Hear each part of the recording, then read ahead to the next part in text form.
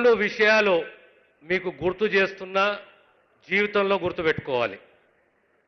భూమికి సంబంధించి, దళితులకు సంబంధించి, ఆదివాసులకు సంబంధించి ఎప్పుడైనా ఒకే ఒక పార్టీ కాంగ్రెస్ పార్టీ. ఎప్పుడైనా బాసటగా ఉన్నది, కాపాడుకునే ప్రయత్నం చేసింది, రక్షించే ప్రయత్నం చేసింది.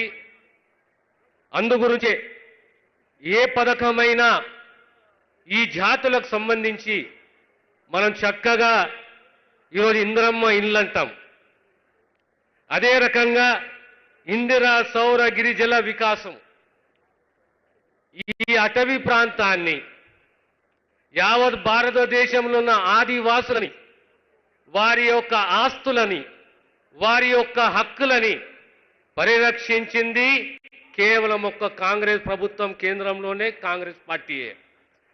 మళ్ళీ ఈరోజు 2006 చట్టము తీసుకొచ్చి పోడు భూములపైన హక్కు కల్పిస్తూ ఆదివాసి తెరలు, గిరిజన ఇతరులు వారికి ఎలాంటి హక్కు కల్పించకుండా మీ హక్కుని కాపాడుతూ ఇన్లే గాని, పోడు భూములే గాని, మళ్ళీ ఈరోజు ఈ అటవీ ప్రాంతంలో మీకు ఇబ్బందులు కలగకుండా సౌరశక్తి ద్వారా మీకు పంపు సెట్లు, హార్టికల్చరు, ఆ ఉత్పత్తుల ద్వారా మీ యొక్క ఆర్థిక స్థితిగతులు బాగుపడాలని చెప్పి ఒక అద్భుతమైన ఆలోచనతోటి ఈ వినూత్న పథకాన్ని యావత్ భారతదేశంలో తెలంగాణ ప్రాంతంలోనే కాంగ్రెస్ ప్రభుత్వం తీసుకొచ్చింది.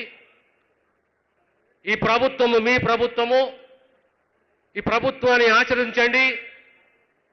ఖచ్చితంగా ఏ మాట ఇచ్చినామో మీ అందరికీ తెలుసు. 25 లక్షల ఎకరాల భూ పంపకము ఆనాడు ఇందిరమ్మ హయాంలో కాంగ్రెస్ పార్టీ పేదవాళ్లకు భూ పంపకం చేసింది. దానిపైన హక్కు కల్పించింది. తెలంగాణ పోరాటం, తెలంగాణ ప్రజల పోరాటం గతంలో ఎప్పుడైనా భూ హక్కులపైనే పోరాటం. తెలంగాణను ఇచ్చింది కాంగ్రెస్ పార్టీ. కేవలం 9.5 సంవత్సరాలలో ధరణిని తీసుకొచ్చి, రెవెన్యూ చట్టాన్ని తీసుకొచ్చి పేదవాని భూములపైన హక్కులు కోల్పోయేటట్టు అభద్రతకు గురి చేసిన చరిత్ర టీఆర్ఎస్ది. మళ్ళీ ఈనాడు తిరిగి భూభారతిని తీసుకొచ్చి మీకు అప్పీలు వ్యవస్థను ఏర్పాటు చేసి గ్రామ స్థాయిలో అధికారులను ఏర్పాటు చేయబోతున్నాము. దాని ద్వారా పేదవానికి ఎలాంటి ఇబ్బంది కలగకుండా మీ భూములను పరిరక్షించే దిశగా ఈ భూభారతి చట్టాన్ని తీసుకురావడం జరిగింది. అదే రకంగా దళితులకు సంబంధించి గత 30 సంవత్సరాల నుంచి వర్గీకరణ కావాలంటే ఈ కులాలకు వ్యతిరేకం కాదు.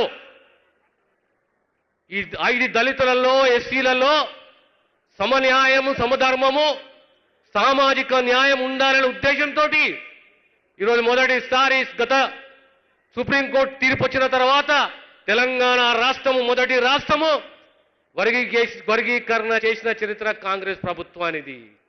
ఇలా పేదవానికి సన్నబియ్యం ఇస్తున్న చరిత్ర కూడా కాంగ్రెస్ ప్రభుత్వాన్ని. చెప్పుకుంటూ పోతే అనేక పథకాలు ఉన్నాయి. కనుక కాంగ్రెస్ ప్రభుత్వము, కాంగ్రెస్ పార్టీ అంటే పేదవాని బాసటగా ఉండే పార్టీ.